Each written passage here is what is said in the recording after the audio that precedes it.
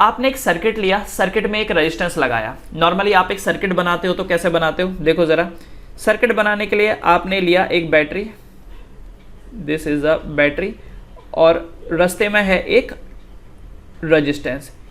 इसी रेजिस्टेंस को हम लोग अलग अलग नाम से बुलाते हैं, जैसे कोई इसको लोड भी बोल सकता है, लोड, क्योंकि आप जो भी अप्लायंसेस लगाते हो वो सब क्या है, रजिस्टर ही तो हैं, जो एनर्जी को कंज्यूम करने की कोशिश करते हैं, है ना, बैटरी से मिली हुई एनर्जी को। This is plus, this is minus, and यहाँ से करंट फ्लो कर रहा है। करंट हमेशा प्लस से माइनस की तरफ फ्लो करता है आउटसाइड द सर्किट, क्लियर है। आउटसाइड द सर्किट प्लस से माइनस की तरफ जाता है, और इनसाइड द सर्किट माइनस से प्लस की तरफ, clear. Inside the circuit minus से प्लस की तरफ, और आउटसाइड प्लस से माइनस की तरफ। अब सुनो, क्या आपके घर में रेजिस्टेंस के नाम पे सिर्फ एक ही बल्ब लगा है क्या? भाई मेरे घर में तो ढेर सारे बल्ब हैं, 15-20 बल्ब तो ऐसे ही होंगे, ऊपर से फैन अलग होंगे, टीवी अलग लगी है, फ्रिज अलग है, तो क्या एक ही रजिस्टर होता है? नहीं।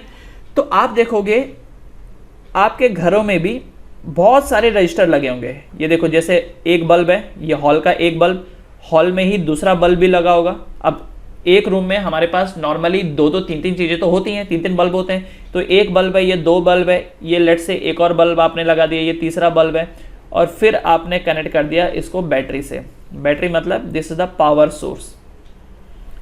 तो ये देखिए, तो ये R1 पहला बल्ब, ये दूसरा बल्ब R2, और ये R3। तो अब यहाँ से करंट फ्लो कर रहा है, यहाँ से अब करंट फ्लो कर रहा है। तो ये एक कॉम्बिनेशन है रेजिस्टेंस का, जिसको हम लोग बोलते हैं series combination. This is known as series combination. Series में चीज़ें कनेक्टेड है। तो ये जो 3 बल्ब हैं R1, R2, R3, ये सीरीज में कनेक्टेड है, तो सीरीज कॉम्बिनेशन। हो सकता है किसी के घर में कॉम्बिनेशन ऐसा हो, ये देखिए, ये एक बल्ब ऐसा है, ये दूसरा वाला बल्ब, एंड ये तीसरा वाला बल्ब, ये देखिए, कुछ ऐसा कॉम्बिनेशन भी हो सकता है किसी के घर में। This is the plus, this is the minus, this is R1, R2 and this one is R3। हो सकता है कि किसी के घर में ऐसा कॉम्बिनेशन हो। ऐसे को क्या बोलते हैं हम लोग? Parallel combination. Parallel combination, parallel combination. तो ये था सीरीज, ये था सीरीज, और बाजू में क्या है? Parallel combination. तो 3 बल्ब हैं, आप सीरीज में भी कनेक्ट कर सकते हो और पैरेलल में भी कनेक्ट कर सकते हो। एक सवाल यहां पर यह है कि इन दोनों में से कौन सा ज्यादा अच्छा कॉम्बिनेशन होगा, सीरीज कॉम्बिनेशन होगा या पैरेलल कॉम्बिनेशन होगा? तो देखो, सीरीज कॉम्बिनेशन के अपने कुछ फायदे हैं और पैरेलल कॉम्बिनेशन के अपने कुछ फायदे हैं। अब देखो, सीरीज कॉम्बिनेशन में अगर ये पहला वाला बल्ब फ्यूज हो गया, सीरीज कॉम्बिनेशन में पहला वाला बल्ब फ्यूज हो गया, तो सर्किट ब्रेक डाउन हो जाएगा। सर्किट ब्रेक डाउन होगा तो R2 भी किसी काम का नहीं रहेगा, R3 भी किसी काम का नहीं रहेगा। लेकिन पैरेलल कॉम्बिनेशन में अगर एक बल्ब फ्यूज हो भी जाता है तो दूसरा बल्ब चालू रहेगा, तीसरा भी चालू रहेगा। क्यों? ऐसा इसलिए क्योंकि ये देखो, करंट यहां से जाएगा इधर से होते हुए, पहला बल्ब फ्यूज हुआ है ना, तो क्या प्रॉब्लम है? सर्किट तो अभी भी कंप्लीटेड है।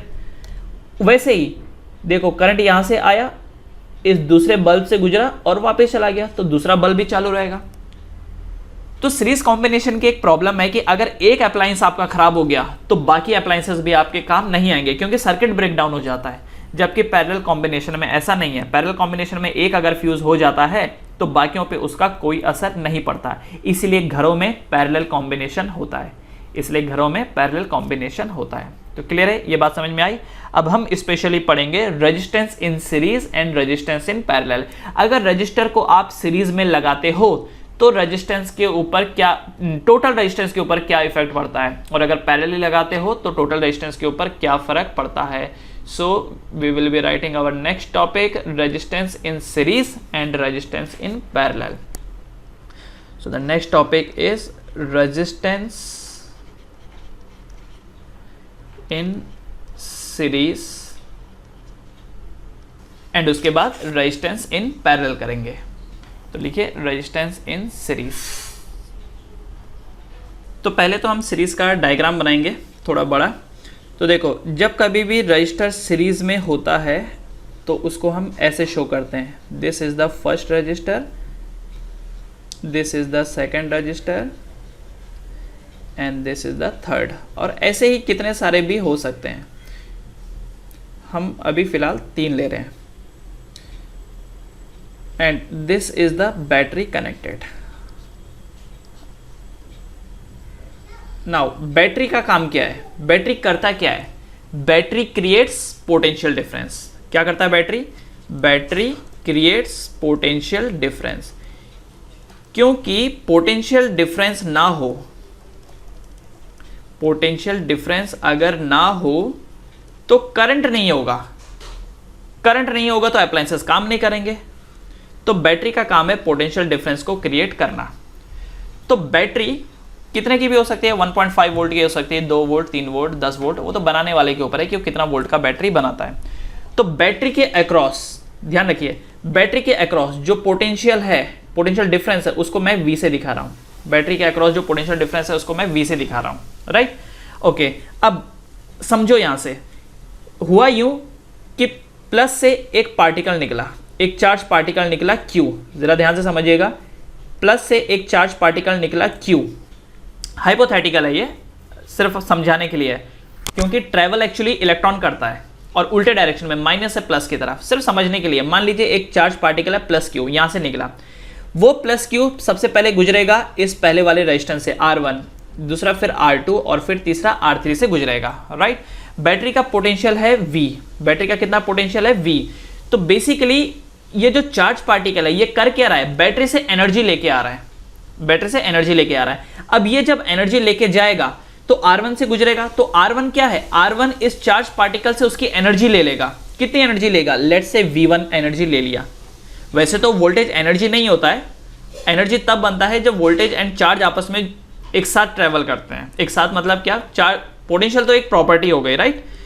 तो सिर्फ समझने के लिए, तो ये चार्ज पार्टिकल गया और V1 R1 ने कंज्यूम कर लिया, V2 R2 ने कंज्यूम कर लिया और V3 R3 ने कंज्यूम कर लिया, और फिर ये चार्ज पार्टिकल घूम फिर करके वापस बैटरी के पास आ जाता है कि मेरा सारा एनर्जी खत्म हो गया।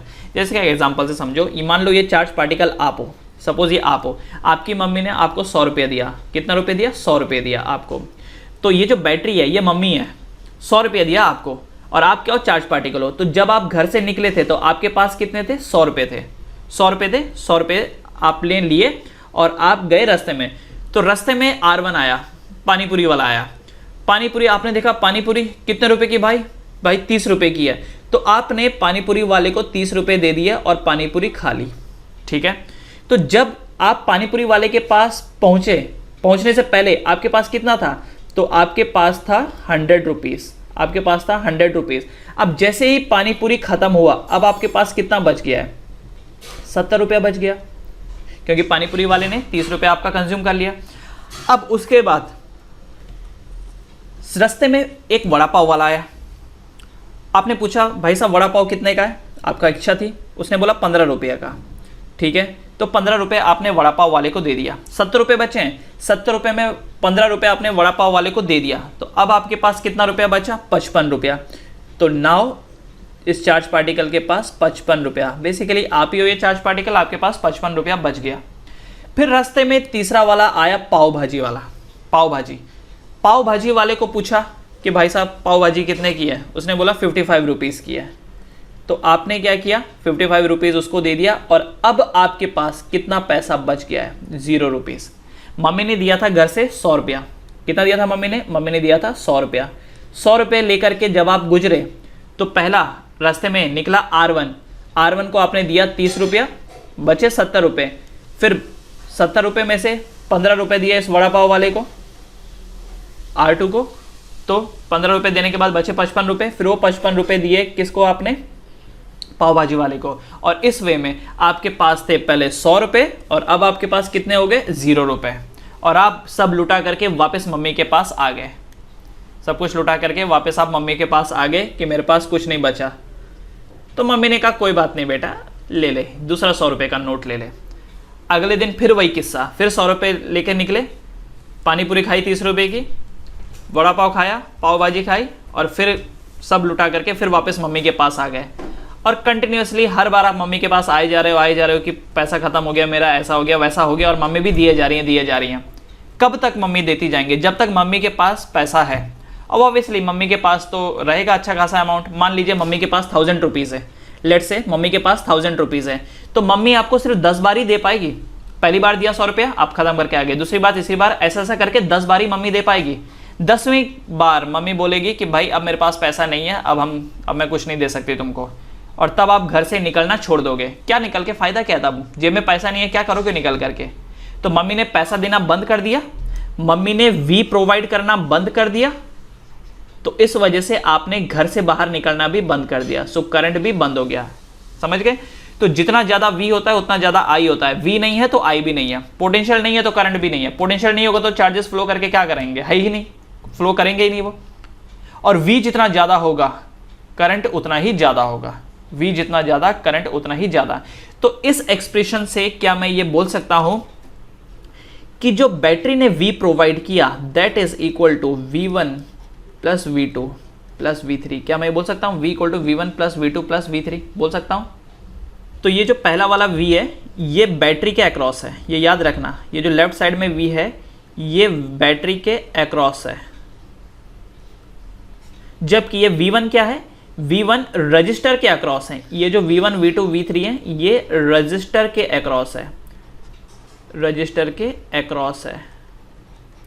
सो V equal to V1 plus V2 plus V3। Mummy ने जो दिया था वो कहाँ गया? V1 plus V2 plus V3 में। तो अब मैं देखो क्या V इक्वल टू IR लिख सकता हूँ? V equal to IR equal to V1 क्या हो जाएगा? IR1 प्लस V2 क्या हो जाएगा? IR2 प्लस V3 क्या हो जाएगा? IR3। हम ये बात जानते हैं कि V इक्वल टू क्या होता है? IR होता है ना। What is V? V equal to IR। So left side V क्या बन जाएगा? IR equal to IR1 plus IR2 plus IR3, right. Mummy ने आपको जो V दिया था जो कि किसके बराबर था? IR के बराबर, तो कुछ इसका चला गया हिस्सा IR1 के पास, कुछ IR2 के पास, कुछ IR3 के पास। क्या मैं I कॉमन ले सकता हूं दोनों साइड से? देखो I कॉमन ले लूंगा, अंदर क्या बचेगा? R1 plus R2 plus R3। तो अब क्या होगा? I से I कैंसिल हो जाएगा। So what will be the net resistance? अच्छा ये जो R है ये नेट होगा, नेट मतलब टोटल। ये जो नेट है ये इसको मैं नेट लिख रहा हूं, क्यों? क्योंकि बैटरी का है। आई मीन टू से कि ये टोटल रेजिस्टेंस है, क्योंकि बैटरी जो वोल्टेज दे रही है, बैटरी जो वोल्टेज दे रही है वो तीनों रजिस्टर में डिस्ट्रीब्यूट हो रहा है। अब जो ये डिस्ट्रीब्यूशन होगा हो सकता है ये इक्वली हो, अगर इक्वल रेजिस्टेंस होंगे, और अगर इक्वल रेजिस्टेंस नहीं है तो ये जो पोटेंशियल है ये भी इक्वली डिस्ट्रीब्यूट नहीं होगा, अकॉर्डिंग टू देयर प्रोपोर्शन होगा। सो जो नेट रेजिस्टेंस है पूरे सिस्टम का, नेट रेजिस्टेंस है पूरे सिस्टम का, ये होगा R1 plus R2 plus R3 के बराबर। The net resistance of the system will be R1 plus R2 plus R3। पूरा सिस्टम मतलब क्या? पूरा सिस्टम मतलब अगर कोई बोले कि इन तीनों को अलग अलग मत कैलकुलेट करो, मान लो कि ये तीनों एक ही यूनिट है, जैसा बोलते हैं ना कि भाई हम तीनों को एक ही यूनिट कंसिडर करो, तो हम इन तीनों रजिस्टर को एक ही यूनिट कंसिडर कर रहे हैं। अगर हम इन तीनों रजिस्टर को एक ही यूनिट कंसिडर करेंगे तो नेट क्या आउटपुट आएगा? तो नेट आउटपुट आएगा R1 plus R2 plus R3, मतलब कि नेट रेजिस्टेंस जो होगा वो इन तीनों का डायरेक्ट सम होगा। मान लो अगर 4 रजिस्टर होते तो R1 plus R2 plus R3 plus R4, 10 होते तो R1 plus R2 plus R3 करके डैश डैश करके R10 तक ये जाता। तो जब कभी भी रेजिस्टेंस सीरीज में होते हैं, जब कभी भी रेजिस्टेंस सीरीज में होते हैं तो net resistance is what? R1 plus R2 plus R3। अब आपके मन में एक सवाल आएगा, सर करंट हर जगह सेम कैसे है? करंट हर जगह सेम कैसे है? रेजिस्टेंस तो चलो R1 R2 R3 है, करंट हर जगह सेम कैसे है? करंट हर जगह सेम इसलिए बिकॉज वायर एक ही है। अब देखो ये जो चार्ज पार्टिकल है Q, ये जो चार्ज पार्टिकल है Q, ये पहले R1 से गुजरेगा, फिर R2 से, फिर R3 से, तो रास्ता एक ही है ना। तो चार्ज वही है जो हर जगह से गुजरे, तो करंट भी सेम होगा, क्योंकि करंट कैसे बनता है? फ्लो ऑफ चार्ज से तो बनता है। तो ये जो चार्ज पार्टिकल Q निकला था ये R1 से भी गुजरा, R2 से भी गुजरा और R3 से भी गुजरा। तो इसलिए R1 को हमने पूछा तेरे से कितना करंट गया, उसने बोला I। R2 से पूछा तेरे साथ कितना करंट गया, वो भी बोलेगा I। R3 भी बोलेगा I, क्योंकि वायर तो एक ही है ना। समझ गए? दूसरा resistance in parallel, resistance in parallel. अब अगर इन्हीं चीज को हमने पैरेलली लगाया होता तो क्या होता? रेजिस्टेंस इन पैरेलल, अगर पैरेलली लगाया होता तो क्या होता? तो अब देखिए ये एक रजिस्टर है, ये दूसरा register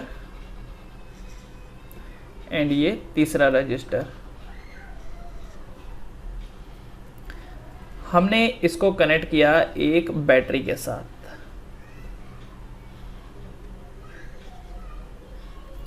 and this combination is parallel combination.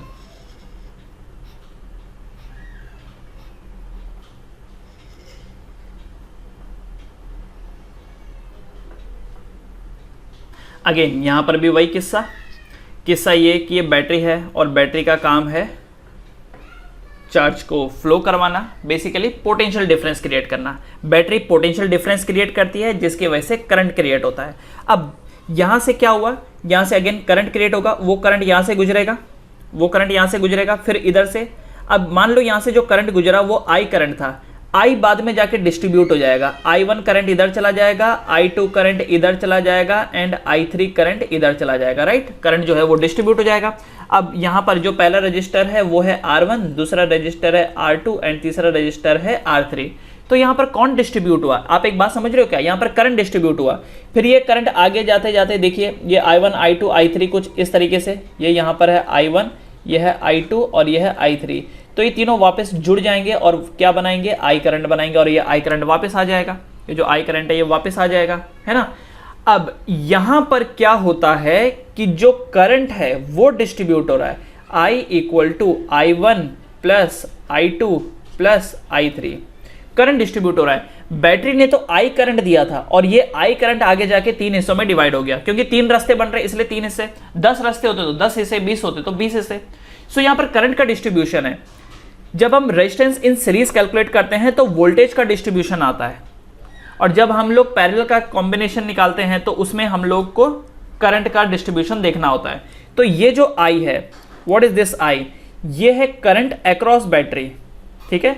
ये जो आई है ये क्या है, बैटरी के अक्रॉस कितना करंट है, बैटरी के अक्रॉस कितना करंट है।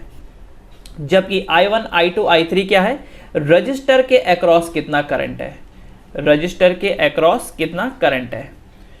तो सीरीज कॉम्बिनेशन में हमको वोल्टेज के टर्म्स में सोचना होता है, क्योंकि वोल्टेज डिस्ट्रीब्यूट हो रहा है, 100 रुपया डिस्ट्रीब्यूट हुआ, 30 रुपए में, 15 रुपए में, 55 रुपए में। जबकि जब बात आती है पैरेलल की, तो पैरेलल में करंट का डिस्ट्रीब्यूशन देखना होता है, क्योंकि यहां पर डिस्ट्रीब्यूट कौन हो रहा है, करंट डिस्ट्रीब्यूट हो रहा है। So I equal to I1 plus I2 plus I3।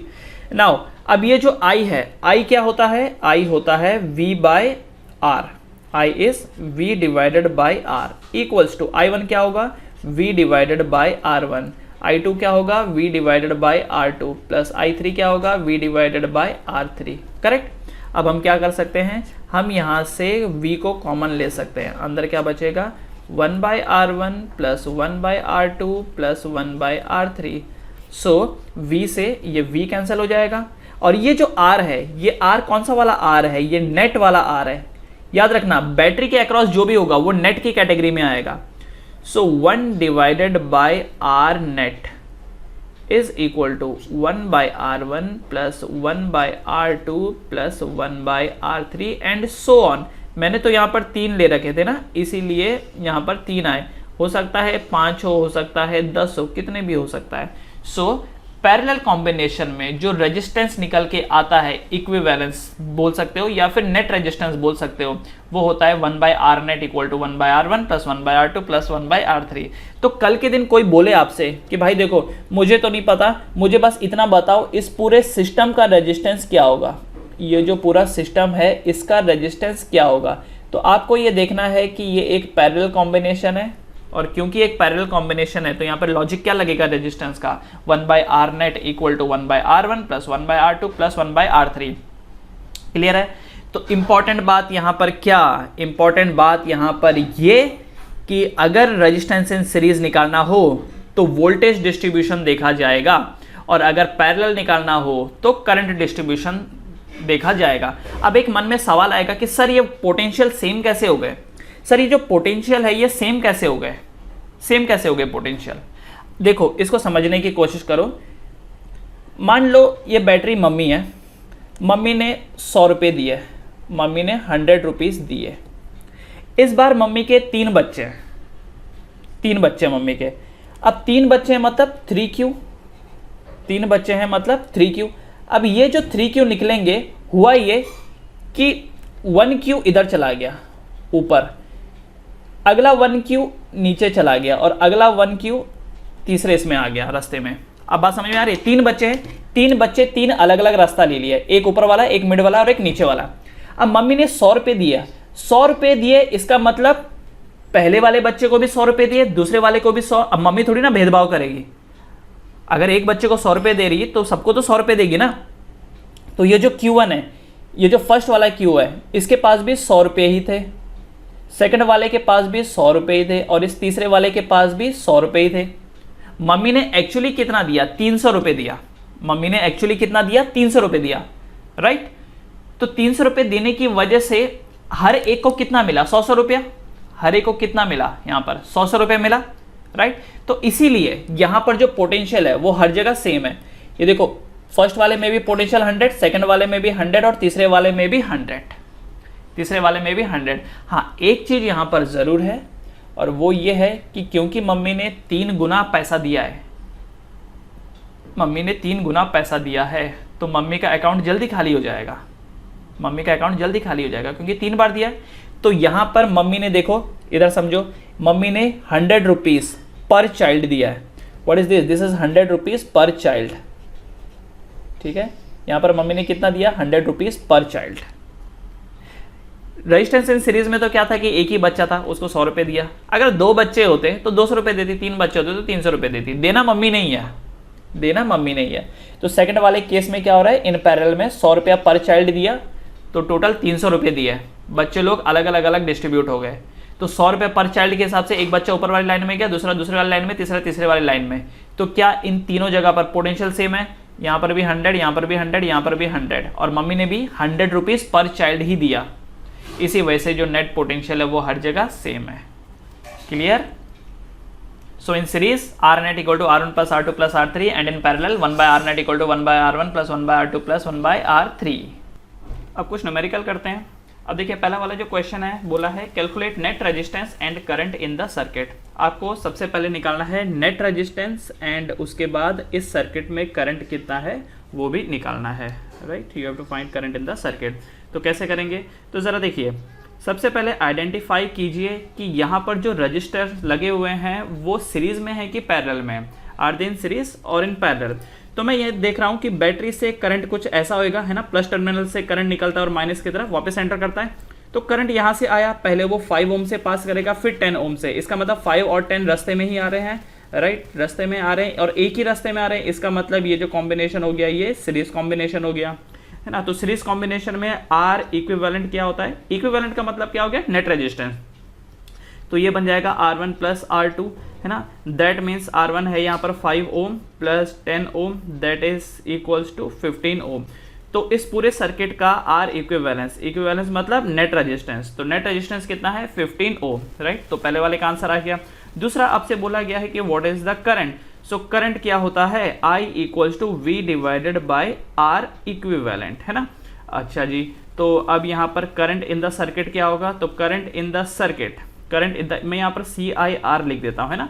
CIR मैं इसलिए लिख रहा हूँ क्योंकि ये पूरे सर्किट का करंट है।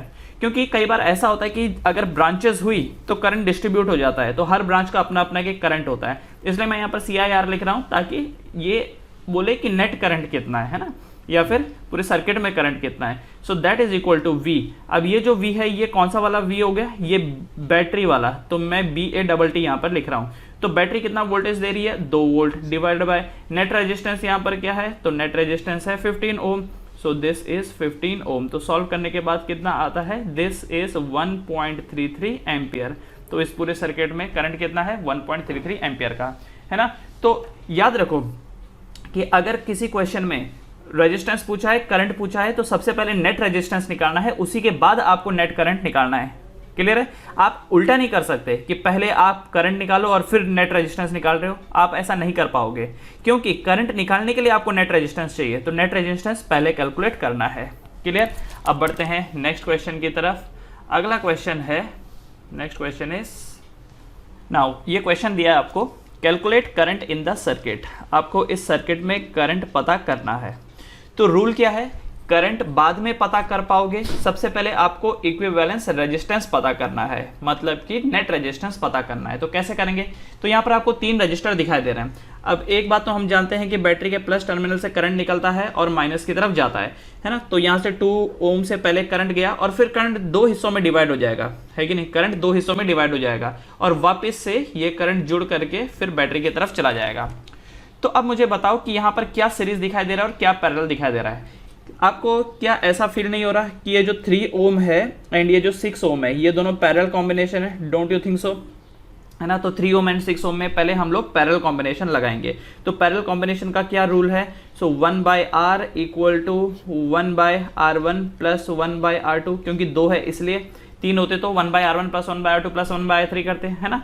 सो which implies 1/R is equal to 1/3 plus 1/6, right. उसके बाद क्या होगा? कॉमन डिनोमिनेटर 6 लेंगे, 3 2 ज़ा 6, तो 2 प्लस 1 यहाँ पर कितना हो जाएगा? 3, 3/6 कितना होता है? 1/2। इससे ये पता चलता है कि ये जो 1/R है ये 1/2 है।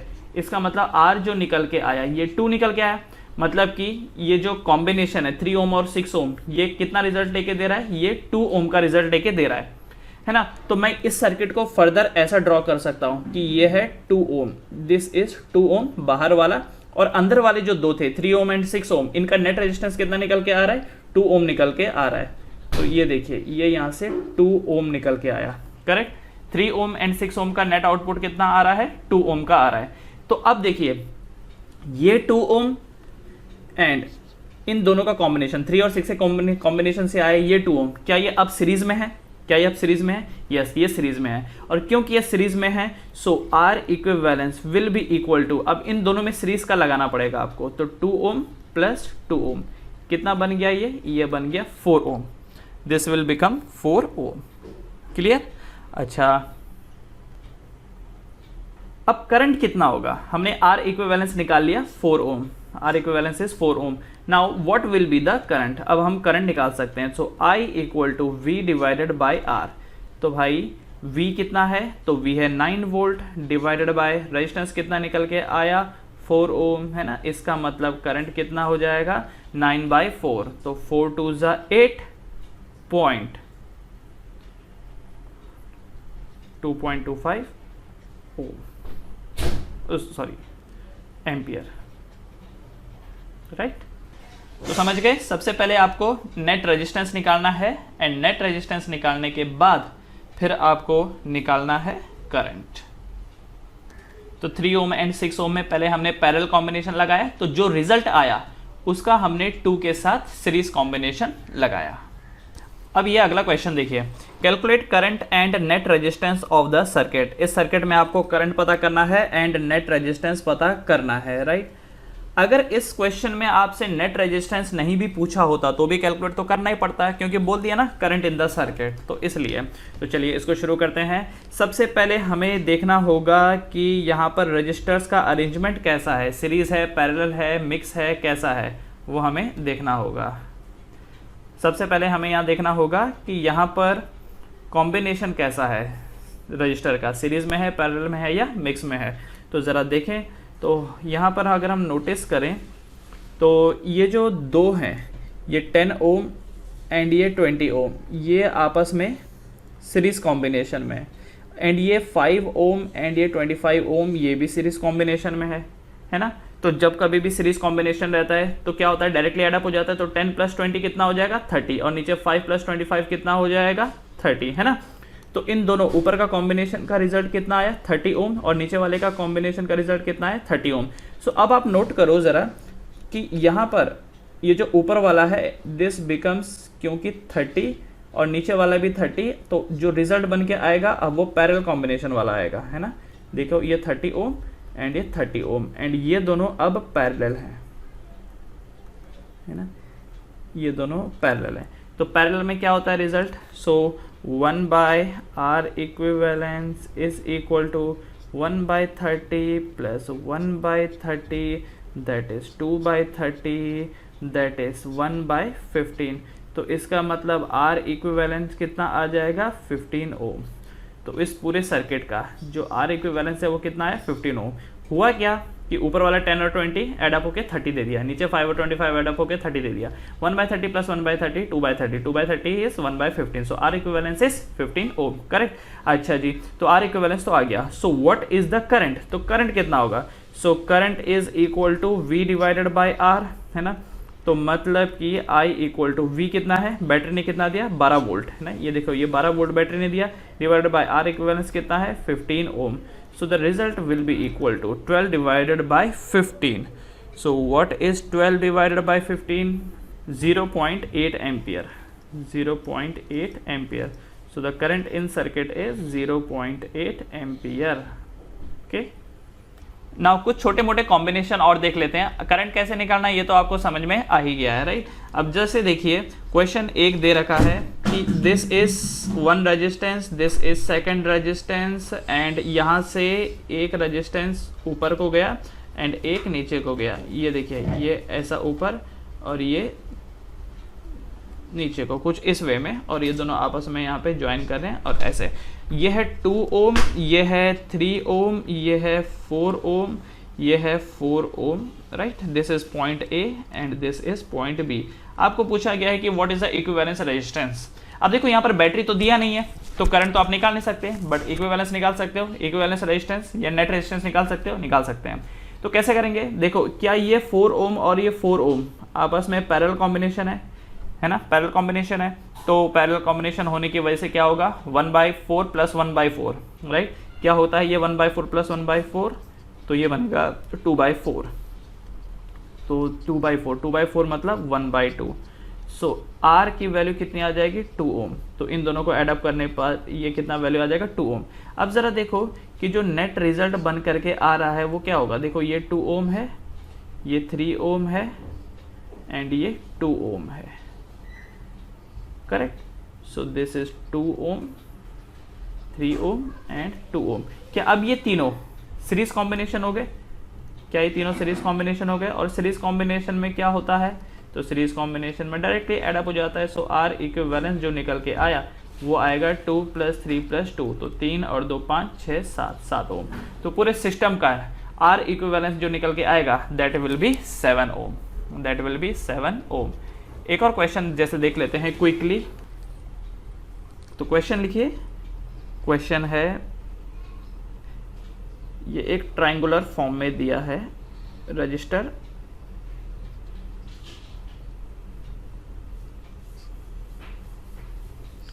सो this one is 2 ohm, this is 2 ohm and this is 3 Om.